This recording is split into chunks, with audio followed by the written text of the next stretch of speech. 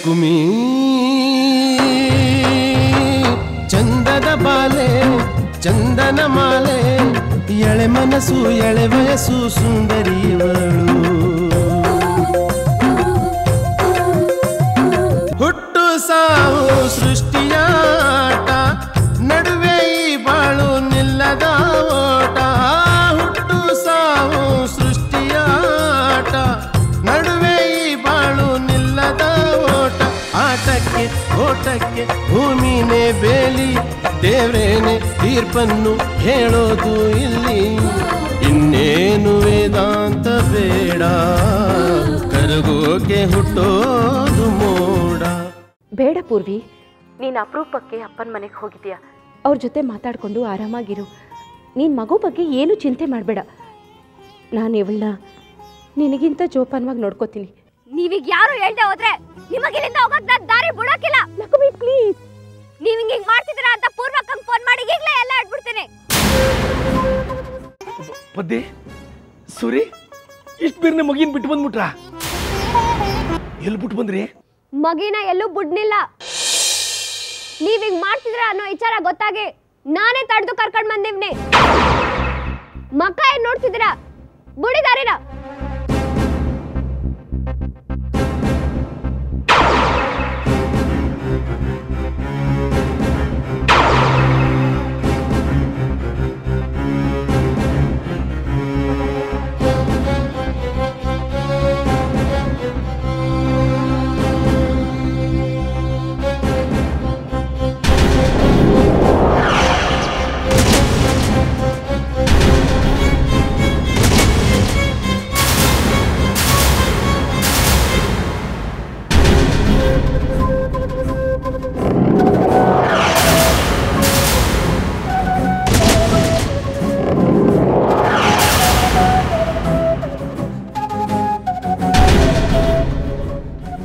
ಹೇಳಿ ಅವ್ವ, ಮನೆಗೆ ಹೋದ್ಮೇಲೆ ಹೇಳ್ತೀರಿ ಅಂದ್ರಲ್ಲ, ಈಗ ಹೇಳಿ ಈ ಮಗಿನ ಎಲ್ಲ ತಗೊಂಡೋಗ್ ಬಿಡು ಅಂತ ಪಾಪ ಇದೇನ್ ಮಾಡಿತ್ತು?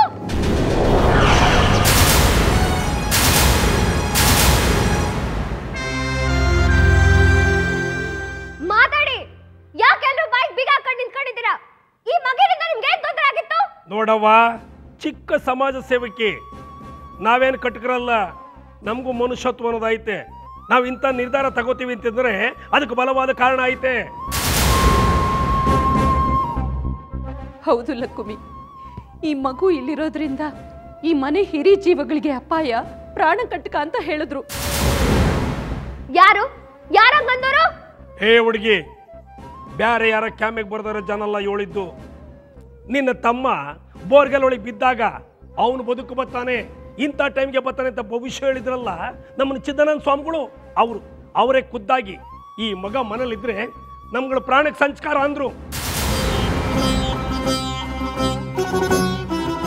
ಅದಕ್ಕೆ ಕಣವ ನಮ್ಗಳ ಪ್ರಾಣ ಉಳಿಸ್ಕೋಬೇಕು, ಈ ಮಗಿನ ಸವಾಸದಿಂದ ದೂರ ಇರಬೇಕು ಅಂತ ನಿರ್ಧಾರ ಮಾಡಿ ಯಾವ್ದಾದ್ರು ಕಾಣದ ಇರೋ ಜಾಗತ್ತವ ಬಿಟ್ಬಿಡೋಣ ಅನ್ಕೊಂಡಿದ್ವಿ. ಅಂದ್ರೆ ಯಾರೋ ಹೇಳಿದ ಮಾತು ಕೇಳ್ಕೊಂಡು ಸ್ವಂತ ಮೊಮ್ಮಗಿನ ಮನೆಯಿಂದ ಆಚೆಗೆ ಹಾಕೋ ನಿರ್ಧಾರ ಮಾಡ್ಬಿಟ್ರಾ?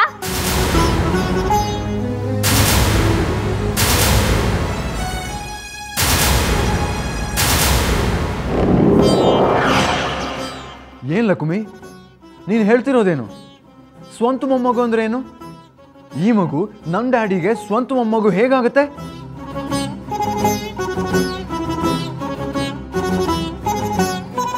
ಹೆಂಗಾಯ್ತದ ಅಂದ್ರೆ ನಿಮ್ ಮಗ ಅವ್ರ ಸ್ವಂತ ಮೊಮ್ಮಗ ತಾನೆ.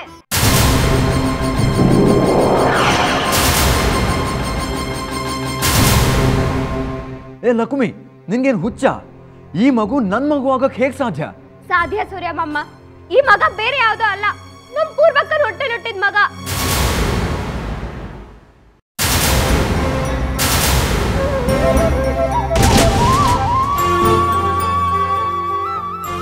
ಯಾವ ಮಗಿನೇ ಸತ್ತೋಯ್ತು ಅಂದ್ಕೊಂಡು ನಮ್ಮಪ್ಪ ಹೆಂಗ್ ಮಣ್ಣು ಮಾಡಕ್ಕೆ ಅಂತ ಕೊಟ್ಟು ಬಂದಿದ್ರು, ಅದೇ ಮಗ ಇದು.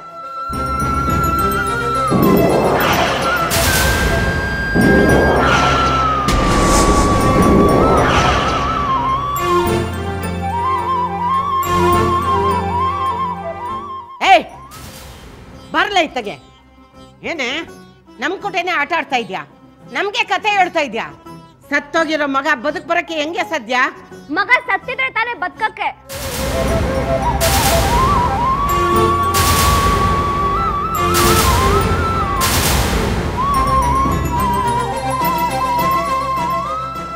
ನೀವೆಲ್ಲ ಅನ್ಕೊಂಡಿರಂಗೆ ಪೂರ್ವಕ್ಕನ್ ಮಗ ಸತ್ತಿಲ್ಲ, ಬದುಕೈತೆ. ಇದೇ ಮಗ.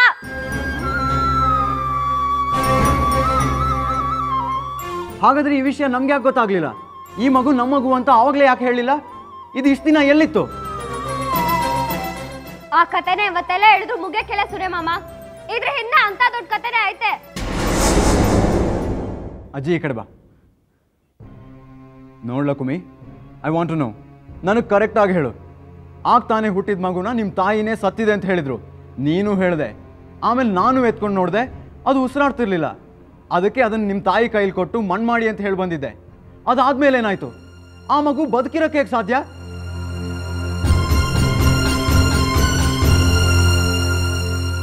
ನಮ್ಮಪ್ಪ ಏನೋ ನಮ್ಮಬ್ಬ ಮಗಿನ ಎತ್ಕೊಂಡು ಉಳಕ್ ಹೋದಾಗ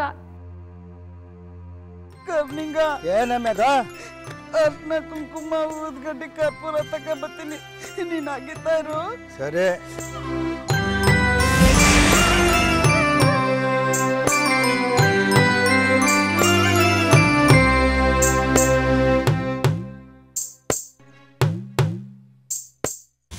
ನಾ ಫೋನ್ ಮಾಡಿದ್ದು ಮಗ ಸತ್ತಿಲ್ಲ, ಬದುಕೈತಿ ಅಂತ ಹೇಳಕ್ಕೆ. ಮಗ ಬದುಕಿರೋ ವಿಚಾರ ನಿನ್ನ ಹೆಂಡ್ರು ಸಹಿತ ಬೇರೆ ಯಾರಿಗೂ ಗೊತ್ತಾಗಬಾರ್ದು.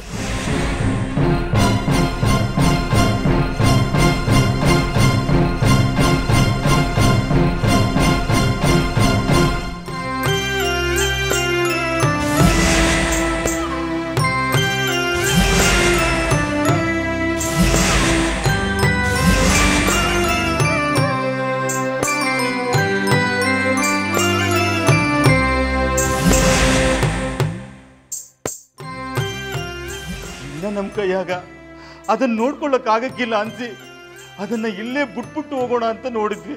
ನಿಮಗ್ ಮಗಿನ್ ಕೊಟ್ರು ಅಂದ್ರಲ್ಲ, ಆ ಅಜ್ಜಿ ಯಾರು? ಯಾರ ಮನೆಯಿಂದ ಮಗಿನ್ ತಗೊಂಡ್ ಬಂದ್ರಿ? ಮಂತ್ರಿ ದ್ಯಾವಲಿಂಗಯ್ಯನವ್ರು ಅವರಲ್ಲ, ಅವ್ರ ಮನೆಯಿಂದ ಕಣವ. ಗೊತ್ತಾಯ್ತಾ ಸುರೇಮಮ್ಮ? ಇದ್ ನಿಮ್ ಸ್ವಂತ ಮಗ ಆದ್ರು ಏನೇನೆಲ್ಲ ಪಾಡ್ ಅನುಭವಿಸೈತೆ, ಯಾಕೆ ಅನುಭವಿಸೈತೆ, ಯಾರಿಂದ ಅನುಭವಿಸೈತೆ ಅಂತ ನಿಮ್ಗೆ ಈಗಲಾದ್ರೂ ಗೊತ್ತಾಯ್ತಾ?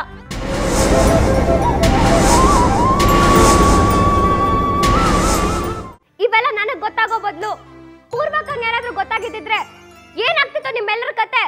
ಈಗ್ಲೂ ನನಗೆಲ್ಲ ಗೊತ್ತಾಯ್ತು ಲಕುಬಿ.